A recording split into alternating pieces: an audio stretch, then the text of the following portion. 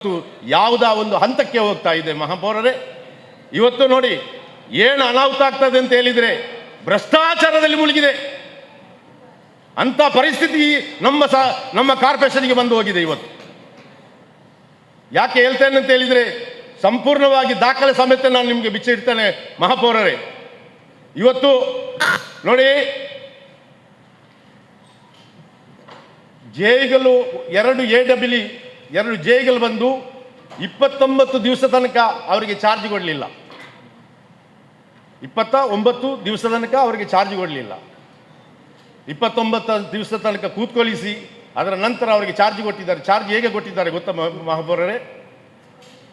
ಒಬ್ಬ ಜೆಗೆ AW charge ಮಾಡಿ 20 ward ಕೊಟ್ಟಿದ್ದಾರೆ.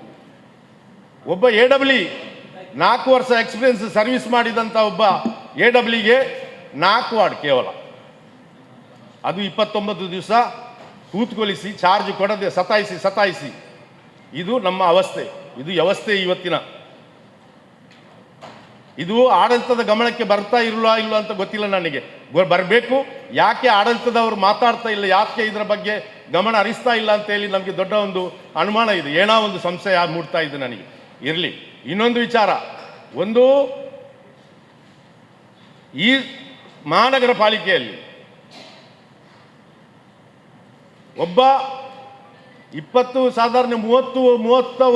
ವರ್ಷದ ಮೇಲೆ ಈ ಮಂಗಳೂರು ಮಹಾನಗರ ಪಾಲಿಕೆಯಲ್ಲಿ JE ಆಗಿ AW ಆಗಿ ಈ ಎಕ್ಸಿಕ್ಯೂಟಿವ್ ಇಂಜಿನಿಯರ್ ಆಗಿ ಸರ್ವಿಸ್ ಮಾಡಿದಂಥ ಒಬ್ಬನಿಗೆ ಒಂದು SC ಚಾರ್ಜ್ ಕೊಡುವುದು ಬಿಟ್ಟು ಡೆಪ್ಯುಟೇಷನ್ನಲ್ಲಿ ಬಂದಂಥ ಪ್ರಭಾರಾಗಿ ಡೆಪ್ಯುಟೇಷನ್ನಲ್ಲಿ ಬಂದಂಥ ಅವರಿಗೆ SC ಚಾರ್ಜ್, ಎಕ್ಸ್ಪೀರಿಯನ್ಸ್ ಇಲ್ಲ. ನೋಡಿ ಒಂದು ಯಾವ ರೀತಿಯಲ್ಲಿ ಭ್ರಷ್ಟಾಚಾರ ನಡೀತದೆ ಅಂತೇಳಿ. ಇದರ ಉದ್ದೇಶ ಏನಾಗಿರ್ತದೆ? ಎಕ್ಸ್ಪೀರಿಯನ್ಸ್ ಇದ್ದಾನೆ, 30 ವರ್ಷದಿಂದ ಕೆಲಸ ಮಾಡ್ತಾ ಇದ್ದಾರೆ, ಆಗುಹೋಗುಗಳ ಬಗ್ಗೆ, ಕಾರ್ಪೊರೇಷನ್ನ ಆಗುಹೋಗುಗಳ ಬಗ್ಗೆ ಎಲ್ಲ ಗೊತ್ತಿದೆ. ಗೊತ್ತಿದ್ದವರಿಗೆ SC ಚಾರ್ಜ್ ಕೊಡುವುದಿಲ್ಲ. ಪ್ರಭಾರ ಬಂದಂಥ ಎಕ್ಸಿಕ್ಯೂಟಿವ್ ಇಂಜಿನಿಯರ್ ಪ್ರಭಾರ ಆಗಿ ಬಂದಂಥ ಒಬ್ಬರಿಗೆ ಚಾರ್ಜ್ ಕೊಡುವಂಥದ್ದು, ಇದು ನಿಜವಾಗಿ ಇಲಾಖೆಯಲ್ಲಿ ಇಲ್ಲ. ಇದು ಮೋಸ. ಇದು ಯಾವ ಉದ್ದೇಶವನ್ನು ಇಟ್ಟುಕೊಂಡಿದ್ದಾರೆ? ಇದರಲ್ಲಿ ಯಾವುದೇ ಒಂದು ಉದ್ದೇಶ ಇರಬೇಕಲ್ಲ, ಇಲ್ಲಿಗೆ ಯಾಕೆ ಕೊಡಬೇಕು? ಈಗ ಮೊನ್ನೆ ಕಳೆದ ಕೌನ್ಸಿಲ್ನಲ್ಲಿ ಇಲ್ಲಿ ಅಬ್ದುಲ್ ಲತೀಫರೊಂದು ತಮ್ಮಲ್ಲಿ ಹೇಳಿದರು, ಮೇಯರ್ ತಮ್ಮ ವಿಮೋಚನಾ ಅಧಿಕಾರವನ್ನು ಉಪಯೋಗಿಸಿ ನೀವು ಅಭಿವೃದ್ಧಿ ಮಾಡಬೇಕು ಅಂತೇಳಿ. ಅಭಿವೃದ್ಧಿ ಕುಂಠಿತ ಆಗಿದೆ. ನಮ್ಮಲ್ಲಿ ಟೆಂಡರ್ಗೆ ಹೋದ ಫೈಲ್ಗಳು ಸ್ಯಾಂಕ್ಷನ್ ಆಗ್ತಾ ಇಲ್ಲ, ಸ್ಯಾಂಕ್ಷನ್ ಆಗಿದೆ ಟೆಂಡರ್ ಆಗ್ತಾ ಇಲ್ಲ, ಕಮಿಟಿಯಲ್ಲಿ ಆದದ್ದನ್ನು ಟೆಂಡರ್ ಕರೀತಾ ಇಲ್ಲ ಅಂತೇಳಿ. ಇಲ್ಲಿ ಅದಕ್ಕೆ ಕಮಿಷನರ್ ಉತ್ತರ ಕೊಟ್ಟಿದ್ದಾರೆ. ನಾನು ಇರಲಿಲ್ಲ, ನಾನು ಹೊರಗಡೆ ಹೋಗಿದ್ದೆ. ಇವತ್ತು ನಿಮ್ಮ ಇದರಲ್ಲಿ ಅಜೆಂಡಾದ ಪ್ರೊಸೀಡಿಂಗ್ಸಲ್ಲಿ ನೋಡಿದೆ, 164 ಕೋಟಿ ರೂಪಾಯಿ ಕಾಮಗಾರಿಗೆ ಮಂಜೂರು ಮಾಡಲಾಗಿದೆ ಅಂತೇಳಿ. ನಮಗೆ ಇರುವುದು ಇಲ್ಲಿ ಹೇಳ್ತಾರೆ ತೆರಿಗೆ ಹಣಕಾಸು ಸ್ಥಾಯಿ ಸಮಿತಿಯಲ್ಲಿ ಸುಮಾರು 60 ಕೋಟಿ ರೂಪಾಯಿ ಕಾಯ್ದಿರಿಸಲಾಗಿದೆ ಅಂತೇಳಿ. ಹಾಗಾದರೆ 164 ಕೋಟಿ ರೂಪಾಯಿ ಸ್ಯಾಂಕ್ಷನ್ ಮಾಡಿದ್ದು ಯಾರು ಪೂಜ್ಯ ಮಹಾಪೌರರೇ? ಯಾರು? ಒಬ್ಬ ಕ್ಲಾರ್ಕಾ? ಅಲ್ಲ ಒಬ್ಬ ಜೆಯ? ಅಲ್ಲ ಕಮಿಷನರ್ನ PA? ಯಾರು ಸ್ಯಾಂಕ್ಷನ್ ಮಾಡಿದ್ದು? ಯಾರು ಸ್ಯಾಂಕ್ಷನ್ ಮಾಡಿದ್ದು? ಕಮಿಷನರ್ ಹೌದು ಅಲ್ವಾ? ಅಷ್ಟೇನು ಬೋಧ ಇಲ್ವಾ ಅವರಿಗೆ? ಅಷ್ಟು ಗೊತ್ತಿಲ್ವಾ ಅವರಿಗೆ? ಒಂದು ಕಮಿಷನರ್ ಆದವರಿಗೆ 164 ಕೋಟಿ ರೂಪಾಯಿ ಸ್ಯಾಂಕ್ಷನ್ ಮಾಡುವಾಗ ಅವರಿಗೆ ಗೊತ್ತಿಲ್ವಾ ಬಜೆಟ್ 60 ಲಕ್ಷ ರೂಪಾಯಿ 60 ಕೋಟಿ ರೂಪಾಯಿ ಮಾತ್ರ ಇರುವುದು ಅಂತೇಳಿ? ಇದು ಯಾಕೆ ಅವರು ಸ್ಯಾಂಕ್ಷನ್ ಮಾಡಿದ್ದಾರೆ? ಸ್ಯಾಂಕ್ಷನ್ ಮಾಡಿ ಇನ್ನೊಂದು ವಿಚಾರ ಏನಂತ ಹೇಳಿದರೆ, 2 ಟರ್ಮಲ್ಲಿ ಸುಧೀರ್ ಶೆಟ್ಟಿ ಅವರು ಮಹಾಪೌರರಾಗಿದ್ದಾಗ 1 ಕೋಟಿ ರೂಪಾಯಿ ಸದಸ್ಯರ ನಿಧಿ ಅಂತ ಘೋಷಣೆ ಮಾಡಿದರು. ದಿವಾಕರ್ ಅವರು ಮೇಯರ್ ಇರುವಾಗ 75 ಲಕ್ಷ ಅಂತ ಹೇಳಿ ಘೋಷಣೆ ಮಾಡಿದರು.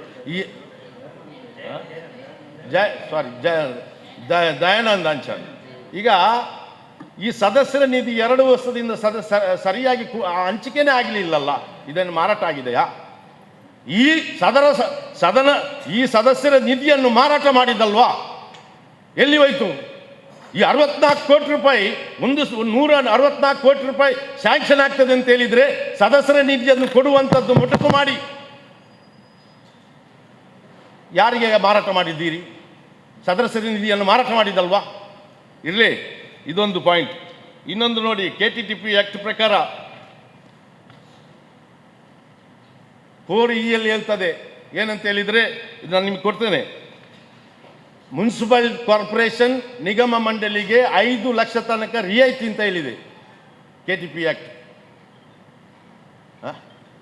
ಇಲ್ಲಿ ಕಮಿಷನರ್ ಬಂದ ತಕ್ಷಣ ಏನು ಮಾಡಿದರು, ಈ ಟೆಂಡರ 1 ಲಕ್ಷದ ನಂತರ ಈ ಟೆಂಡರ್ ಅಂತ ಹೇಳಿ ಆರ್ಡರ್ ಮಾಡಿದರು. ಏನಲ್ಲಿ ರೈಟಿಂಗಲ್ಲಿ ಆರ್ಡರ್ ಮಾಡಿದರು ಮಹಾಪೌರರೇ ಮಾಡಿದರು.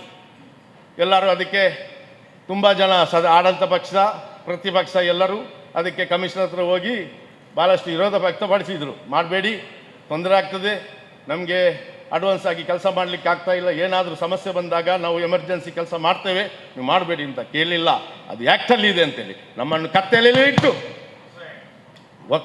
ಇಟ್ಟು ಯಾವ ಈ ಆ್ಯಕ್ಟ್, ಇದು ಆ್ಯಕ್ಟ್ ಹೇಳ್ತದೆ KTPP ಆ್ಯಕ್ಟ್, ಈ ಕಾಯ್ದೆಯಲ್ಲಿ ಹೇಳ್ತದೆ 4E ಹೇಳ್ತದೆ ಏನಂತ ಹೇಳಿದರೆ, ನಿಗಮ ಮಂಡಳಿಗೆ ಮುನ್ಸಿಪಲ್ ಕಾರ್ಪೊರೇಷನ್ ನಿಗಮ ಮಂಡಳಿಗೆ ಮಲೆನಾಡಿ ಅಭಿವೃದ್ಧಿ ನಿಗಮ ಮಂಡಳಿ ಇಂಥ ನಿಗಮಗಳಿಗೆ ರಿಯಾಯಿತಿ 5 ಲಕ್ಷ ತನಕ ಅಂತ ಈ ಆ್ಯಕ್ಟಲ್ಲಿ ಹೇಳೋದು, ಈ ಕಾಯ್ದೆಯಲ್ಲಿ ಹಾಗೆ ಹೇಳ್ತದೆ.